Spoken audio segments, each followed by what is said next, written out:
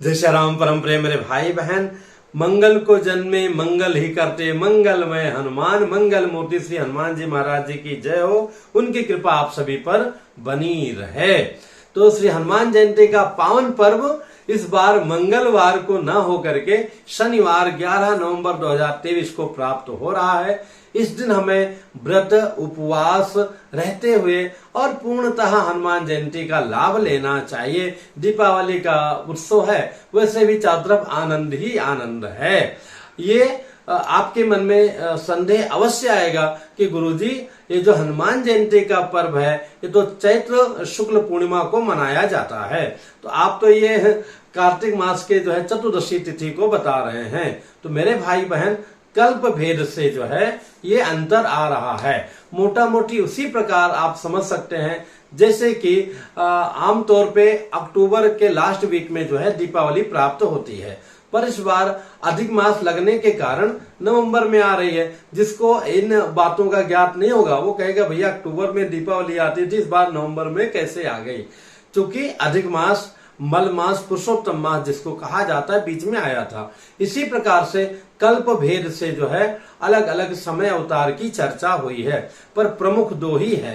तो एक तो जो है चैत्र पूर्णिमा की चर्चा आई है और दूसरी जो है हमारे उत्तर भारत में श्री अयोध्या जी में आदि आसपास समस्त जगहों पे मनाया जाता है, जिसका उल्लेख वायु पुराण में आया है। स्वयं आपको देखना हो तो काशी का सबसे प्रतिष्ठित मेरे पिताजी के नाम से विख्यात ऋषिकेश पंचांग में आप पाएंगे पेज नंबर 2626 में वायु पुराण का जो इन्होंने उदाहरण दिया है।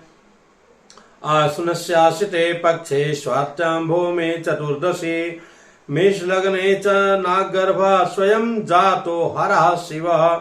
यानी कि अश्विनी के मास ये यहाँ के हिसाब से माना जाएगा। पक्ष में स्वात्य नक्षत्र में भौम मंगलवार के दिन चतुर्दशी को, और मेष लग्न में भगवान जातो हरः शिव, स्वयं जो है शिव जी जो है इस रूप में आए थे।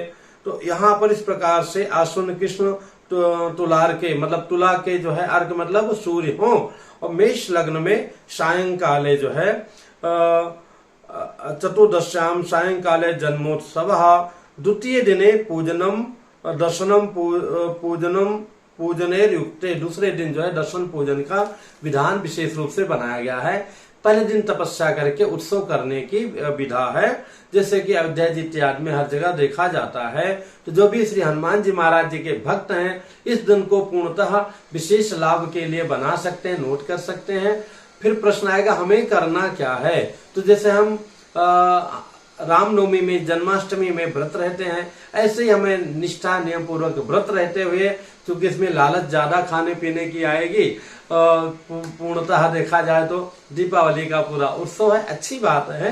पर अगर आप व्रत नहीं रह सकते हैं तो लहसुन प्याज मांस मदिरा इत्यादि का त्याग करते हुए सात्विक आहार ग्रहण कर लीजिए, और व्रत रहते हुए उनके श्री हनुमान चालीसा का 111 पाठ कर लें, नहीं तो 11 पाठ कर लें, सुंदरकांड का पाठ कर लें, अपने घर में आयोजन करवा लें, अखंड श्री रामचरितमानस का पारायण करवा लें, तो कहना ही क्या है।